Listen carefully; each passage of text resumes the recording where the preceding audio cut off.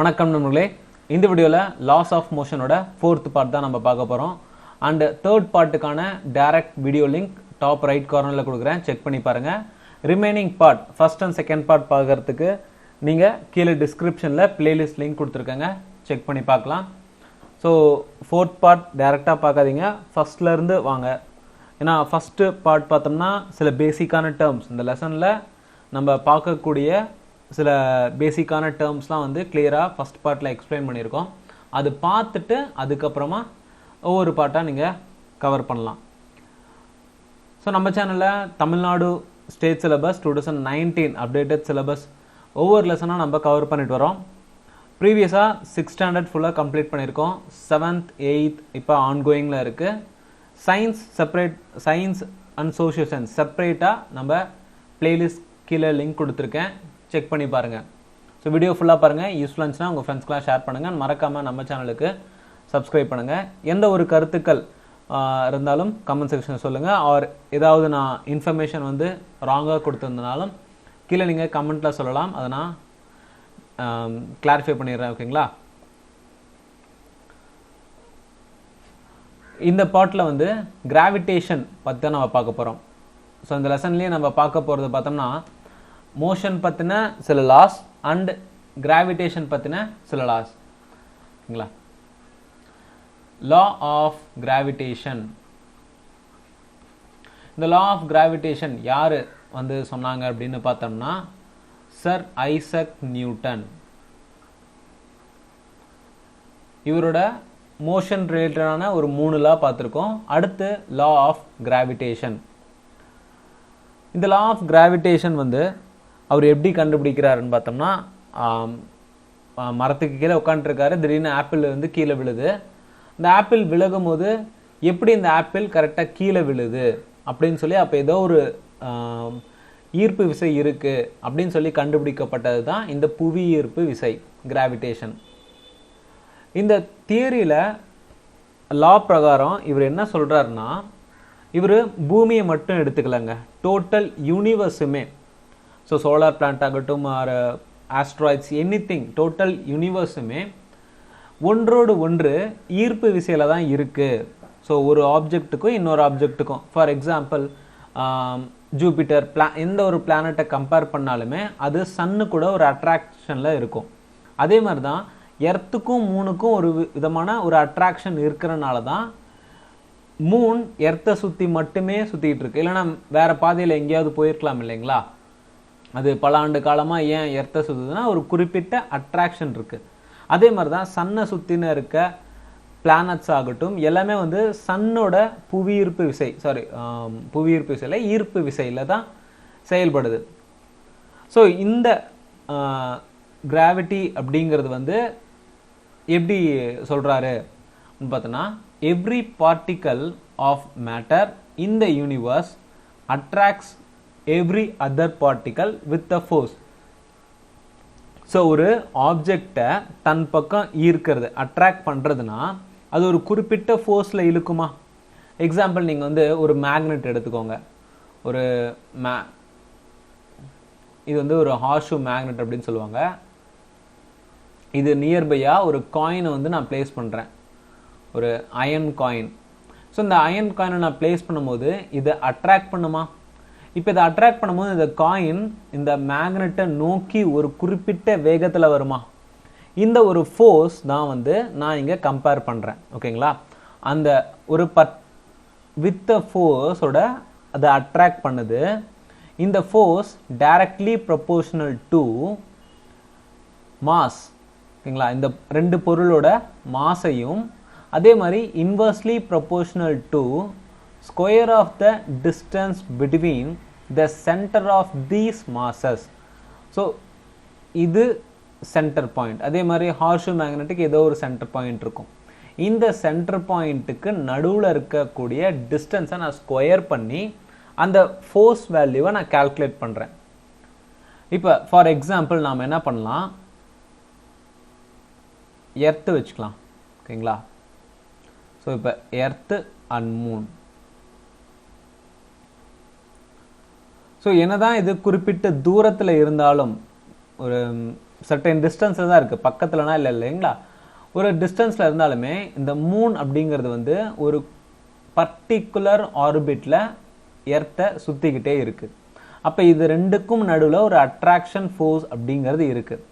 நான் இந்த எர்த்தோட மாஸ் வேல்யூவை m1 வச்சுக்கிறேன், மூனோட மாஸ் வேல்யூவை m2ன்னு வச்சுக்கிறேன். அண்ட் இதுக்கான சென்டர் பாயிண்ட்ல இருந்து டிஸ்டன்ஸை நான் வித் ரேடியஸோட தானே கால்குலேட் பண்ணுறேன். பிகாஸ் அந்த centre point, radius and then distance. ஓகேங்களா. ஸோ அப்போ ஃபர்ஸ்ட் கண்டிஷன் படி force is directly proportional to their product of their masses. Force directly proportional to product of their masses and force inversely proportional to square of the distance between the center. So distance அப்படிங்கிறத நான் ஆர்னு வச்சுக்கிறேன், and square of the distance. ஓகேங்களா. Because நான் இங்கே இந்த பொருளுக்கு மத்தியில், அதாவது இது ஆப்ஜெக்ட்னு வச்சுக்கோங்களேன், இது டிஸ்டன்ஸ். நான் இந்த ரெண்டு இதை கம்பேர் பண்ணல. நான் ஒரு ஆப்ஜெக்ட், ரெண்டு ஆப்ஜெக்ட் இருக்குன்னா அந்த ஆப்ஜெக்டோட சென்டர் ஆஃப் மாஸ்ல இருந்து கால்குலேட் பண்ணுறேன். ஓகேங்களா, கிளியர். அதனால தான் நான் ஆர்னு வச்சுக்கிறேன். ஆர் ஸ்கொயருங்கிறது என்னோட square of the distance between them. இப்போ இதை நான் ஒரே ஃபார்முலா எழுதுனா F directly proportional to m1 into m2 by r square. இந்த இடத்துல தான் நான் இந்த ப்ரொபோர்ஷனாலிட்டியை எடுக்கிறதுக்காக ஒரு கான்ஸ்டன்ட்டை அப்ளை பண்ணுறேன். அது g m1 m2 by r square. இந்த g அப்படிங்கிறது என்னன்னு பார்த்தோம்னா gravitational constant.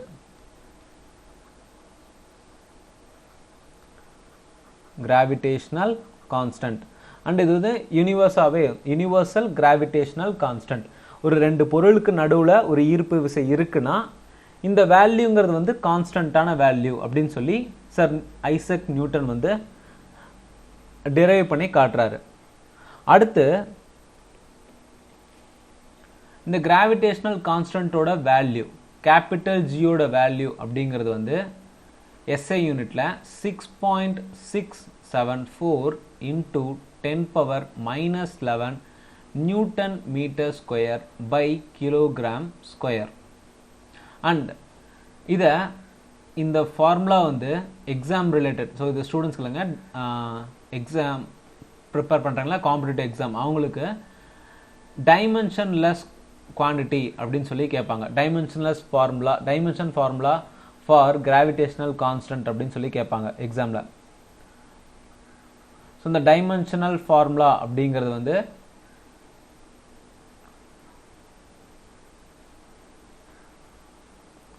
m power minus 1, L power 3 and T power minus 2.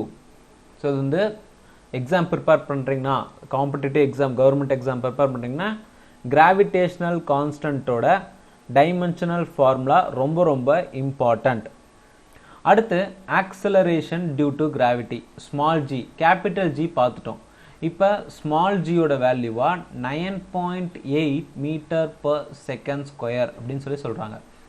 அது என்ன 9.8 மீட்டர் பர் செகண்ட் ஸ்கொயர் அப்படின்னு பார்த்தோம்னா, இப்போ நான் ஒரு 10 ஃப்ளோர் மாடி, ஓகேங்களா, இந்த 10வது ஃப்ளோர் மாடியிலேருந்து நான் கீழே விழுறேன்னா, கீழே விழுகும் போது, ஸோ ஒரு 10 ஃப்ளோர் மாடியிலேருந்து நான் கீழே விழுகிறேன்.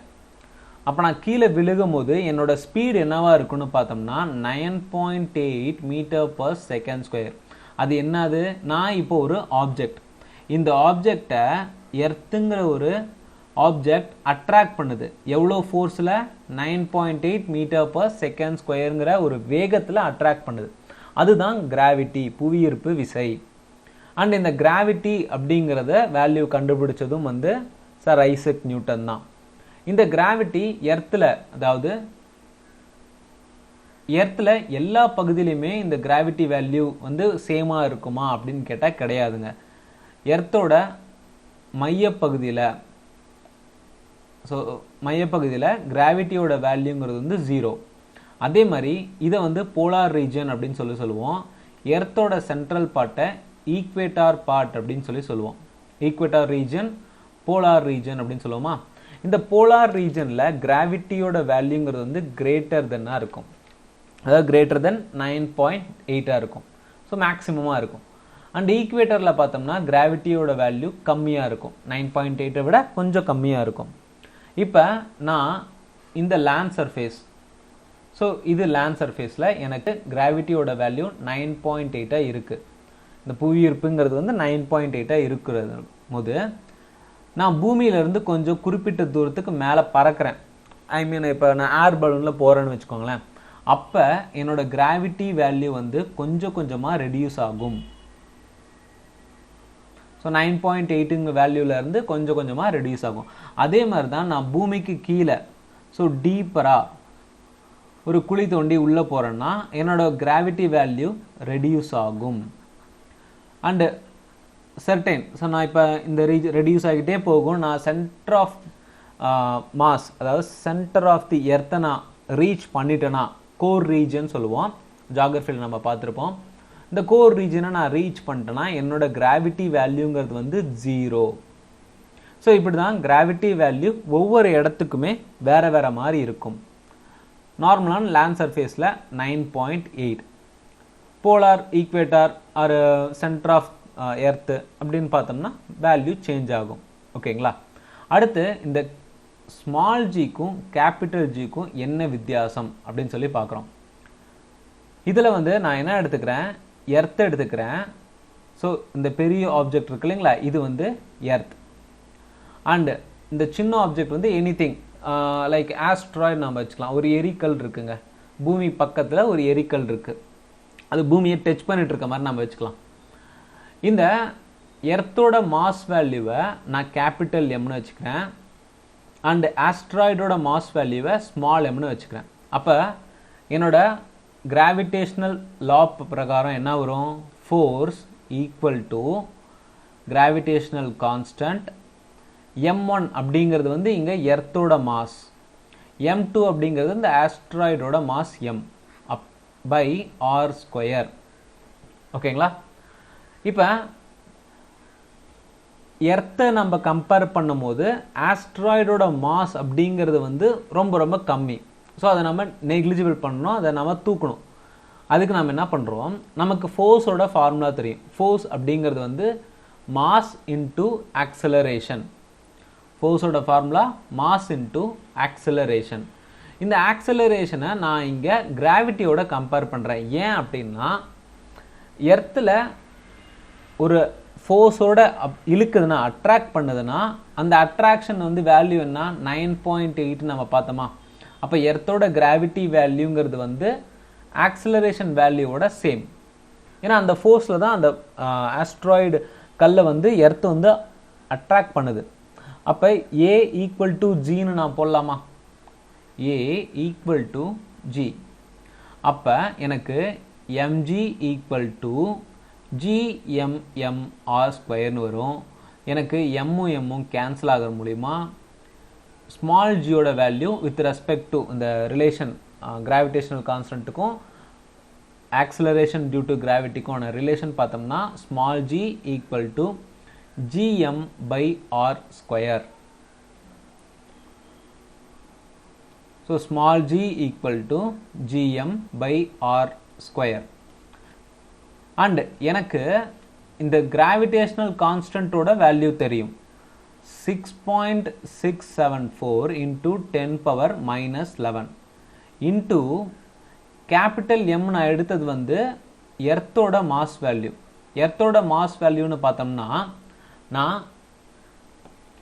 நான் அதை கண்டுபிடிக்கணும். ஏன்னா எனக்கு எர்த்தோட மாஸ் வேல்யூ அப்படிங்கிறது தெரியாது, பட் ரேடியஸ் வேல்யூ அப்படிங்கிறது எனக்கு தெரியும். ஸோ அப்போ பை ரேடியஸ் வேல்யூ என்ன 6400 அப்ராக்சிமேட்டாக நான் எடுத்திருக்கேன், ஸ்கொயர் இன் ஈக்குவல் டு அந்த ஜி வேல்யூ வந்து 9.8ங்களா. அப்போ 9.8 metre per second square. So இதனால் நான் கால்குலேட் பண்ணேன்னா எனக்கு மாஸ் வேல்யூவாக 5.972 into 10 power 24 kg. இது என்னோட எர்த்தோட மாஸ் வேல்யூ. clear? இப்போ mass equal to small g r square by capital G. So இதை நான் கம்பேர் பண்ணும்போது எனக்கு என்னென்ன வேல்யூ கிடைச்சிருக்கு, எனக்கு எர்த்தோட மாஸ் வேல்யூ தெரியுது, ஸ்மால் ஜியோட வேல்யூ 9.8ன்னு தெரியுது, கிராவிடேஷனல் கான்ஸ்டன்ட்டோட வேல்யூ தெரிஞ்சிருக்கு. ஸோ எனக்கு இத்தனை வேல்யூமே வந்து தெரிஞ்சிருக்கு. ஓகேங்களா? அடுத்து variation of acceleration due to gravity. இந்த இது வந்து நம்ம ப்ரீவியஸாகவே நம்ம பார்த்துட்டோம். ஓகேங்களா? எப்படி போலார் ஈக்குவேட்டரில் கிராவிட்டி வந்து சேஞ்ச் ஆகுது அப்படின்னு சொல்லி பார்த்துட்டோம். அடுத்து மாஸ் அண்ட் வெயிட், இது ரெண்டுக்குமான டிஃபரன்ஸ் பார்க்கலாம். Mass wait.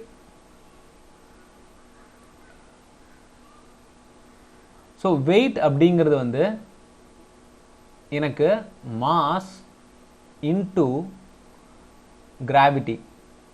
ஓகேங்களா? Mass into gravity value. அப்போ மாஸ் அப்படிங்கிறது வந்து ஒரு ஆப்ஜெக்ட் இருக்குன்னு வச்சுக்கோங்களேன். இந்த ஆப்ஜெக்ட் எந்த அளவுக்கு ஸ்பேஸில் ஆக்குப்பை ஆகுது அப்படிங்கிறது தான் மாஸ். அந்த இப்போ ஒரு பாக்ஸ் எடுத்துக்கலாம். அந்த பாக்ஸில் நான் வந்து சாக்லேட்டாக ஃபில் பண்ணி வைக்கிறேன். அப்போ எவ்வளோ சாக்லேட் பிடிக்கும் அப்படிங்கிறது என்னோட மாஸ். அந்த சாக்லேட்லாம் வித் ரெஸ்பெக்ட் டு கிராவிட்டியோட நான் வெயிட்டுக்கு, அதாவது எவ்வளோ எடை இருக்குது அப்படின்னு பார்த்தோன்னா அது வெயிட். அப்போ என்னோட மாஸை நான் கிலோகிராமில் மெஷர் பண்ணுவேன். என்னோட கிராவிட்டி அப்படிங்கிறது வந்து நியூட்டனில் மெஷர் பண்ணுவேன். இங்கே மாஸ் வந்து ஸ்கேலார் குவான்டிட்டி, வெயிட் அப்படிங்கிறது வெக்டார் குவான்டிட்டி. ஏன் வெக்டார் குவான்டிட்டின்னு பார்த்தோம்னா கிராவிட்டிங்கிறது வந்து இப்போ ஒரு பாக்ஸ் லேண்ட் சர்ஃபேஸில் இருக்குன்னு வைங்களேன். இது லேண்ட் சர்ஃபேஸ். இந்த பாக்ஸ் இருக்கும்போது இந்த மாஸ் ஆக்ட் ஆகுது, ப்ளஸ் கிராவிட்டிங்கிறது வந்து புவியீர்ப்பு விசை இந்த பாக்ஸை கீழ் நோக்கி இழுக்கும். ஸோ கிராவிட்டிங்கிறது வந்து டவுன்வர்ட்ஸ் பொசிஷனில் ஆக்ட் ஆகுது. ஓகேங்களா? அதனால தான் பாக்ஸ் வந்து லேண்ட் சர்ஃபேஸில் கீழே தங்குது. ஒரு அட்ராக்ஷன் இருக்குது பூமி கூட. அப்போ அது டைரக்ஷன் இருக்கா? எனக்கு மேக்னிடியூடும் இருக்குது, டைரக்ஷனும் இருக்குது. அப்போ வெயிட் அப்படிங்கிறது வந்து ஒரு வெக்டார் குவான்டிட்டி. கிளியர்? ஸோ அடுத்து மூணையும் எர்த்தையும் கம்பேர் பண்ணுறாங்க. நம்ம எர்த்துன்னு எடுத்துட்டோம்னா கிராவிட்டி வேல்யூங்கிறது வந்து 9.8 மீட்டர் பர் செகண்ட் ஸ்கொயர். இதுவே மூணு எடுத்துட்டோம்னா எர்த்து கிராவிட்டியோட 1/6 தான் இருக்கும், 1.625 மீட்டர் பர் செகண்ட் ஸ்கொயர். அப்போ கிராவிட்டி வேல்யூங்கிறது வந்து எனக்கு சேஞ்ச் ஆகுது, 1/6 தான் இருக்குது. ஃபார் எக்ஸாம்பிள் உங்களை கேட்டால் நீங்கள் வெயிட் எவ்வளோ சொல்வீங்க? ஒரு 60 கிலோன்னு வச்சுக்கலாம். நீங்கள் எர்த்தில் இருக்கும் போது 60 kgன்னு இருக்கீங்க. இதுவே நீங்கள் நிலவுக்கு போயிட்டீங்கன்னா, மூணுக்கு போயிட்டீங்கன்னா உங்களோட வெயிட் அப்படிங்கிறது வந்து 10 kgயாக மாறிடும். அப்போ உங்களோட உடல் எடைங்கிறது வந்து மாறுது, ஆனால் உங்களோட உடம்பு வந்து சுருங்குமா? கிடையாது. சுருங்குமா விரிமா அதெல்லாம் கிடையவே கிடையாது. நீங்கள் எப்படி இங்கே எர்த்தில் எப்படி இருக்கீங்களோ அங்கேயும் அப்படியே தான் இருப்பீங்க. அதுதான் மாஸ். உங்களோட வெயிட் அப்படிங்கிறது வித் ரெஸ்பெக்ட் டு கிராவிட்டி வேல்யூவோட சேஞ்ச் ஆகுது. அது 1/6 தான் இருக்கும். இப்போ நீங்கள் பூமியில் 60 கிலோன்னு இருக்கீங்கன்னா நிலவில் 10 கிலோ தான் இருப்பீங்க. அப்போ உங்களால் நிலவில் ஜம்ப் பண்ண முடியும், பறக்க முடியும். ஓகேங்களா? ஏன்னா அங்கே இருக்க அட்மாஸ்பியர் உங்களுக்கு கிராவிட்டி வேல்யூவை கம்மியாக தான் வச்சுருக்குது. ஸோ உங்களால் ஃப்ளோட் பண்ண முடியும். ஸோ அதுதான் மூணோட கிராவிட்டி வேல்யூ. இங்கே வந்து கிராவிட்டி வேல்யூ 9.8 இன்ட்டுன்னு போட்டு வச்சுருப்பாங்க. நமக்கு கிளியராக தெரிய வேண்டியது என்னென்னா, நான் பூமியில் 60 கிலோன்னு இருந்தேன்னா நிலவுக்கு போனேன்னா 1/6 ஆஃப் த வெயிட் தான் இருப்பேன், 10 கிலோ தான் இருப்பேன். அது ஏன்னா என்னோட கிராவிட்டிங்கிறது வந்து சேஞ்ச் ஆகுது. ஓகேங்களா? கிளியர்? அடுத்து அப்பேரண்ட் வெயிட். அது என்ன அப்பேரண்ட் வெயிட் அப்படின்னு பார்த்தோம்னா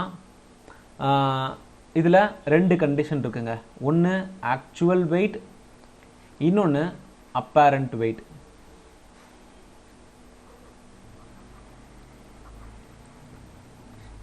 ஸோ என்னோட ஆக்சுவல் வெயிட்டுங்கிறது வந்து கிராவிட்டியை டிபெண்ட் பண்ணியிருக்கு. ஓகேங்களா? என்னோட மாஸ் இன்டு கிராவிட்டியை டிபெண்ட் பண்ணியிருக்கு. இந்த அப்பேரண்ட் வெயிட்டில் என்ன ஆகுது?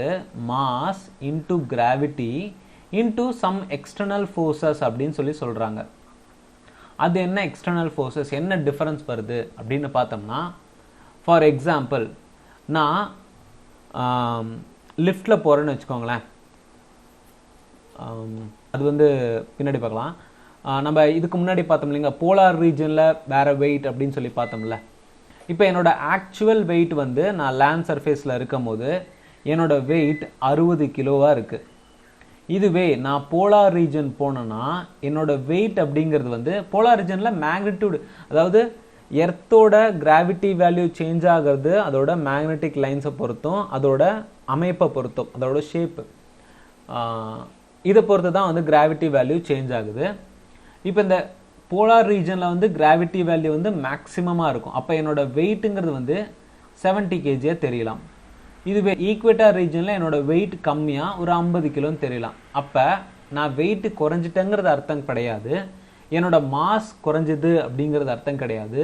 ஒரு எக்ஸ்டர்னல் ஃபோர்ஸ், ஒரு மேக்னெட்டிக் ஃபோர்ஸ் வந்து ஆக்ட் ஆகுது இந்த போலார் ரீஜனில், அதனால என்னோட வெயிட் அதிகமாக தெரியுது.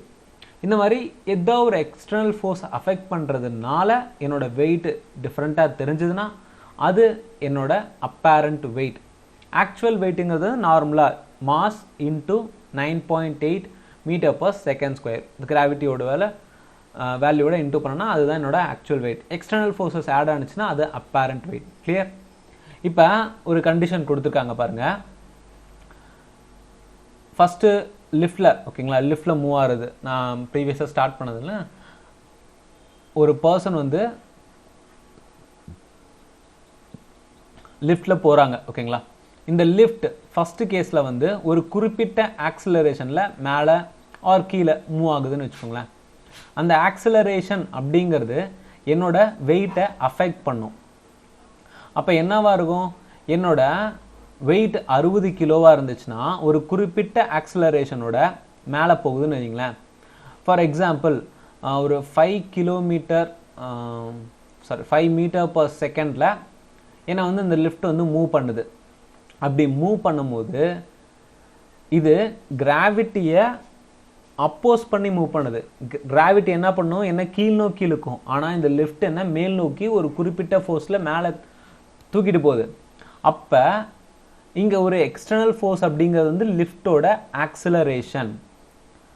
அப்போ என்ன ஆகும், என்னோட ஆக்சுவல் வெயிட்டோட அப்பேரண்ட் வெயிட்டுங்கிறது வந்து அதிகமாக இருக்கும். ஸோ நான் 70 kg இருக்க வாய்ப்பு இருக்குது. ஓகேங்களா? இப்போ ரெண்டாவது கண்டிஷனில் வந்து இந்த லிஃப்ட் கீழ் நோக்கி மூவ் ஆகுது. கீழ் நோக்கி அதே 5 m/s மூவ் ஆகுது அப்படின்னா இங்கே வந்து கிராவிட்டியோட வேல்யூவும் இந்த ஸ்பீடோட வேல்யூவும் ஆட் ஆகிரும். அப்போ 9 m/s² இருக்கிறதும் இந்த 5 m/s ஸ்பீடும் ஆட் ஆகி என்னோட வேல்யூவை, என்னோட வெயிட்டை வந்து கம்மியாக காட்டும். ஏன் கம்மியாக காட்டுது? இப்போ கிராவிட்டிங்கிறது வந்து எனக்கு கீழ் நோக்கி இழுக்குது, லிஃப்ட்டும் வந்து கீழ் நோக்கி வருது. அப்போ ரெண்டு ஃபோர்ஸுமே எனக்கு பேரலாக ஈக்குவலாக வேலை செய்யுது.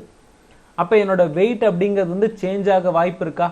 அதனால தான் என்னோட ஆக்சுவல் வெயிட்டை விட என்னோட அப்பேரண்ட் வெயிட் வந்து கம்மியாக இருக்கும், ஒரு 50 kg இருக்கும். கிளியர்? இப்போ லிஃப்ட் வந்து ரெஸ்ட் பொசிஷனில் இருக்குது. இது கேஸ் 1, இது கேஸ் 2. மூணாவது கண்டிஷன் வந்து என்னோட லிஃப்ட் வந்து ரெஸ்ட் பொசிஷனில் இருக்குது. ரெஸ்ட்டில் இருந்துச்சுன்னா என்னோட ஆக்சுவல் வெயிட்டும் அப்பேரண்ட் வெயிட்டும் ஈக்குவலாக இருக்கும். அடுத்து நாலாவது கண்டிஷன், என்னோட லிஃப்ட் வந்து சடனாக ஒரு 10வது மாடியிலேருந்து டப்புன்னு கீழே விழுகுதுங்க. தனுஷ் படம், அநேகன் படத்தில் பார்த்துருப்போம். லிஃப்ட் வந்து கீழே விழுகும்போது கரெக்டாக கிரவுண்டை டச் பண்ணும் போது அவங்க ஜம்ப் பண்ணுவாங்க. அப்போ அவங்க கொஞ்ச நேரம் ஃப்ளோட்டிங்லேயே இருக்க மாதிரி தெரியும். ஸோ அவங்க அப்போ ஜம்ப் பண்ணுறது எதுக்காகனா அந்த லிஃப்ட் கீழே விழுகும் போது அந்த ஷாக் அவங்கள அஃபெக்ட் பண்ணாமல் இருக்கிறதுக்காக ஜம்ப் பண்ணுவாங்க. ப்ளஸ் இதுவே அந்த லிஃப்ட் ரொம்ப வேகமாக கிராவிட்டியோட ஃபோர்ஸ்க்கும் தாண்டி, இப்போ கிராவிட்டிங்கிறது வந்து 9.8 m/s², அந்த லிஃப்ட் ஒரு 11 m/s² வேகமாக கீழே வருதுன்னு வைங்களேன். அப்போ இது கிராவிட்டி வேல்யூவோட அதிகமாக இருக்கும். நான் அப்படியே லிஃப்டில் அந்த இடத்துல பறக்கிற மாதிரியே இருக்கும். இப்போ எனக்கு என்ன ஆகுது, என்னோட அப்பேரண்ட் வெயிட் 0 ஆகிடும். ஓகேங்களா? ஸோ நான் மிதந்துட்டு இருக்கேன். ஸோ வெயிட்டே இல்லாமல் ஒரு பொருள் வந்து மிதக்கிற மாதிரி ஒரு சூழ்நிலை ஏற்படுது. இப்போ நான் டக்குன்னு வந்து இடத்துல அடிச்சேன்னு வைங்களேன், எனக்கு பாதிப்படையும். அதனால தான் அந்த படத்தில் வந்து 2 பேரும் ஈக்குவலாக ஜம்ப் பண்ணுற மாதிரி காட்டியிருப்பாங்க. ஓகேங்களா? அந்த ஜம்ப் எதுக்காகனா, இப்போ லிஃப்ட் வந்து இந்த பேஸ் பொசிஷனில் வந்து டம்னு இடிக்குதுன்னா இந்த அதிர்வை வந்து அவங்க பாடியால் தாங்க முடியாது. அதனால தான் இந்த அதிர்வு ஏற்படும் போது இந்த லிஃப்ட் வந்து ஃபுல் வைப்ரேஷனில் இருக்கும், அவங்க ஃப்ளோட்டிங்கில் இருப்பாங்க. ஸோ முடிஞ்சதுக்கப்புறம் கொஞ்சம் டவுனுக்கு வரும்போது ஒன்றும் ஆகாது அவங்களுக்கு, அந்த அளவுக்கு எஃபெக்ட் இருக்காது. ஸோ இது ரியல் டைமில் ரொம்ப யூஸ்ஃபுல்லான ஒரு இன்ஃபர்மேஷனும் கூட. ஓகேங்களா? ஸோ அடுத்து பார்த்தோம்னா வெயிட்லெஸ்னஸ். அது என்ன வெயிட்லெஸ்னஸ் அப்படின்னு பார்த்தோம்னா, இப்போ நம்ம சொன்ன மாதிரி தான் இந்த 4th கண்டிஷனில் வந்து லிஃப்ட் கீழே ஃபால் ஆகும்போது வேகமாக ஃபால் ஆகுது, அந்த கிராவிட்டி வேல்யூவை தாண்டி ஃபால் ஆகுது. ஓகேங்களா? ஆர் கிராவிட்டி வேல்யூக்கு ஈக்குவலாக இருக்குன்னு வச்சுக்கோங்களேன். அந்த டைமில் நான் லிஃப்ட்டுக்குள்ளார இருந்தாலுமே நான் பறக்கிற மாதிரி தான் இருக்கும். அதுதான் ஃப்ரீ ஃபால் அப்படின்னு சொல்லி சொல்கிறாங்க. ஃபார் எக்ஸாம்பிள், நீங்கள் மாடியிலேருந்து கீழே விழுறத கூட நான் வச்சுக்கலாம். ஒரு 10 மாடி ஹைட்டு, அதுலேருந்து நான் கீழே விழுறேன். கீழே விழும்போது நான் ஃப்ரீ ஃபால் தானே, நான் வெறும் எர்த்தோட கிராவிட்டியை டிபெண்ட் பண்ணி மட்டும் தான் கீழே விழுந்துட்டு இருக்கேன். அப்போ என்னோட ஆக்சலரேஷன், நான் கீழே விழுகிற ஸ்பீடும் என்னோட கிராவிட்டி வேல்யூவும் 9.8 m/s² ஈக்குவலாக இருக்கும். அப்போ அது ஃப்ரீ ஃபால்னு அர்த்தம். இன்னொன்று வந்து ஆஸ்ட்ரோனாட்ஸ், விண்வெளி வீரர்கள்னு சொல்லுவோம். இவங்கெல்லாம் வந்து நம்ம நிறையா வீடியோஸ்லாம் பார்த்துருப்போம், அப்படியே மிதக்கிற மாதிரியே இருக்கும். இப்போ ஜெயம் ரவி படம் கூட ரீசெண்டாக வந்ததில்ல, கொஞ்சம் முன்னாடியே வந்து டிக் டிக் படத்தில் கூட அவங்களாம் அந்த ஃப்ளோட் ஆகிற மாதிரி சீன் வரும். அப்போ அவங்க என்ன ஃப்ளோட் ஆகுறாங்களா, அங்கே வந்து கிராவிடேஷனல் ஃபோர்ஸ் கிடையாதா அப்படின்னு பார்த்தோம்னா அப்படி கிடையாதுங்க. அவங்க கிராவிடேஷனல், அதாவது புவியீர்ப்பு விசையை தாண்டி போயிருக்கலாம். இப்போ எர்த்தில் இருந்து ராக்கெட் அனுப்பும் போது இது புவியீர்ப்பு விசையை தாண்டி போயிருக்கலாம். பட் இந்த இடத்துல ஸ்பேஸை பொறுத்த வரைக்கும் அவங்களுக்கு கிராவிடேஷன் வேல்யூங்கிறது வந்து ஒரு அட்ராக்ஷன் இருக்குமே தவிர அந்த அளவுக்கு ஈர்ப்பு விசை இருக்காது. அதாவது இப்போ எக்ஸாம்பிள் 3 எடுத்துக்கலாம். 3க்கும் எர்த்துக்கும் நடுவில் ஒரு அட்ராக்ஷன் இருக்குது. ஆனால் இந்த அட்ராக்ஷனால 3 நம்ம மேலே வந்து விழுதா பூமியில்? கிடையவே கிடையாது. ஆனால் அது குறிப்பிட்ட ஆர்பிட்டில் ரொட்டேட் ஆகிட்டு இருக்கு. அதே மாதிரி தான் ஸ்பேஸ் ஸ்டேஷனுக்குள்ளார இருக்க ஆஸ்ட்ரோனாட்ஸ் கிராவிடேஷனல் ஃபோர்ஸ் இல்லாதனால அவங்க சுற்றல, கிராவிடேஷனல் ஃபோர்ஸ் ப்ளஸ் அவங்க பூமியிலேருந்து கீழே ஃப்ரீ ஃபாலாக விழுந்துட்டு இருக்கிறாங்க. அதாவது குறிப்பிட்ட ஆர்பிட்டில் தான் இருக்கிறாங்க. இந்த ஒரு இப்போ இருங்க, ஒரு இந்த இமேஜ் எடுத்துக்கோங்க. இந்த இமேஜில் இந்த ஒயிட் டாட்டாக தெரியறது எல்லாமே வந்து ஸ்பேஸ் ஸ்டேஷன் தான், ஸ்பேஸ் சேட்டலைட் தான். ஓகேங்களா? சேட்டலைட் நாம் ஒவ்வொரு கண்ட்ரியும் அனுப்பக்கூடிய சேட்டலைட்லாம் வந்து ஒரு குறிப்பிட்ட ஆர்பிட்டில் எர்த்தை சுற்றி ரிவால்வ் ஆகிட்டே இருக்கிறது சர்வேலன்ஸில், நேவிகேஷன், கம்யூனிகேஷன் எல்லாத்துக்குமே நம்ம பயன்படுத்துகிறோம். ஸோ இந்த மாதிரி சேட்டலைட்டில் இருக்கக்கூடிய பர்சன்ஸ், ஆஸ்ட்ரோனாட்ஸ் மிதந்துகிட்டே இருப்பாங்க. அப்போ அவங்களுக்கு கிராவிடேஷனல் ஃபோர்ஸ் இல்லாதனால மட்டும் இல்லை, அவங்க ஃப்ரீ ஃபாலாக இருக்காங்க. அதாவது அவங்க கீழே விழுந்துக்கிட்டு தான் இருக்காங்க, ஆனால் ஒரு குறிப்பிட்ட ஆர்பிட்டல் பாத்துலேயே வந்து கீழே விழுகிறாங்கன்னு அர்த்தம். ஓகேங்களா? இந்த குறிப்பிட்ட ஆர்பிட்டல் எப்படி அவங்களுக்கு இதாகுது, அந்த ஸ்பேஸ் அவங்க போகிறாங்களா, ஒரு சேட்டலைட்குள்ளார தானே அவங்க இருக்காங்க. அந்த சேட்டலைட்டை ஒரு பர்டிகுலர் ஆர்பிட்டில், ஸோ இந்த லைன் வச்சுக்கோங்க, இந்த லைனில் வந்து அவங்க நிறுத்துகிறாங்க. இப்போ இந்த இடத்துல அந்த சேட்டலைட் வந்து ப்ரெசென்ட் ஆகிருக்கு.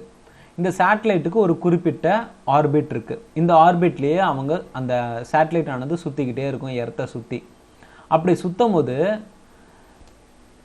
அவங்க அந்த சேட்டலைட்குள்ளே இருக்கவங்களுக்கு அவங்க பறக்கிற மாதிரி இருக்கும். அது வந்து அவங்க விழுந்துக்கிட்டு தான் இருக்காங்க, ஆனால் வந்து குறிப்பிட்ட ஆர்பிட்லேயே அவங்க விழுந்துட்டு இருக்காங்கன்னு அர்த்தம். ஓகேங்களா? கிராவிடேஷனல் ஃபோர்ஸு கம்மியாக இருக்கும், பட் அட்ராக்ஷன் அப்படிங்கிறது இருந்துக்கிட்டு தான் இருக்கும். ஓகேங்களா? அதே மாதிரி அந்த ஸ்பேஸ் ஸ்டேஷனுக்குள்ளாரே அவங்க மூவ் பண்ணுறது எல்லாமே வந்து இந்த ஸ்பேஸ் ஸ்டேஷன் இப்போ ஒரு ஸ்ட்ரெயிட் லைன், ஒரு கர்வ் லைனில் இந்த பக்கம் மூவ் ஆகுதுன்னா அவங்களும் அந்த உள்ளார இருக்கவங்களும் அதே பாத்தில் தான் மூவ் ஆகிட்டு இருப்பாங்க. ஓகேங்களா? அவங்களோட பாத்தும் அந்த சேட்டலைட்டோட ஒரு ஸ்பேஸ் ஸ்டேஷனோட பாத்தும் ரெண்டுமே ஈக்குவலாக தான் இருக்கும். கிளியர்? அடுத்து application of Newton's law of gravitation. So இந்த லா ஆஃப் கிராவிடேஷன் எங்கெல்லாம் அப்ளை பண்ணுறாங்க அப்படின்னு பார்த்தோம்னா, நம்ம ப்ரீவியஸாக எர்த்தோட மாஸ் வேல்யூ கண்டுபிடிச்சோம், ரேடியஸ் வேல்யூ கண்டுபிடிச்சோம், கிராவிடேஷனல் கான்ஸ்டன்ட் கண்டுபிடிச்சோம், கிராவிட்டி வேல்யூ கண்டுபிடிச்சோம். இந்த மாதிரி வேல்யூலாம் ஈஸியாக கண்டுபிடிக்கிறதுக்கு அண்ட் ஹை அக்யூரேட்டாக கண்டுபிடிக்கிறதுக்கு இந்த லா ஆஃப் கிராவிடேஷன் ஹெல்ப் பண்ணுது. அதே மாதிரி நம்ம எர்த்து பக்கத்தில் இருக்கக்கூடிய பிளானட்ஸ் ஆகட்டும், இல்லை வேறு ஏதாவது ஸ்டார்ஸ், பிளானட்ஸ், ஆஸ்ட்ராய்ட்ஸ் இதை பற்றி தெரிஞ்சுக்கிறதுக்கும் வந்து ஹெல்ப்ஃபுல்லாக இருக்குது. Plus one of the irregularities in the motion of stars is called wobble அப்படின்னு சொல்லுவாங்க. அதாவது ஊபல் அப்படிங்கிறது வந்து இந்த வார்த்தைக்கு அர்த்தம் பார்த்தோம்னா ஆஸ்ட்ராய்ட்ஸ் எடுத்துக்கலாம். ஆஸ்ட்ராய்ட்ஸ் அப்படிங்கிறது வந்து எரிக்கல். இந்த எரிக்கல் பூமியை சுற்றி இல்லை பிளானட்டை சுற்றி சோலார் சிஸ்டமில் ஒரு சில இடத்துல மட்டும் அதிகமான இருக்கும், வேறு சில இடத்துல ஸ்கேட்டர்டாக இருக்கும். இந்த மாதிரி ஸ்கேட்டர்டாக இருக்க எரிக்கலோட பர்ஃபெக்டான டைரக்ஷன், ஒரு எர்த்தை சுற்றி ஒரு மூணு சுற்றுதுன்னா அது ஒரு குறிப்பிட்ட ஆர்பிட்டில் தான் ரிவால்வ் ஆகுது. ஆனால் இந்த மாதிரி ஆஸ்ட்ராய்ட்ஸ்லாம் ஒரு குறிப்பிட்ட டைரக்ஷன் அப்படிங்கிறது கிடையாது. அது வந்து ஸ்பேஸில் அப்படியே வந்து உலாத்திட்டு இருக்கிறது தான். இந்த மாதிரி ஒரு மோஷனுக்கு ஒரு இர்ரெகுலாரிட்டியே இல்லாமல் கண்டமேனிக்கு அலையிறத கூட நம்ம ஊபல் அப்படின்னு சொல்கிறோம்.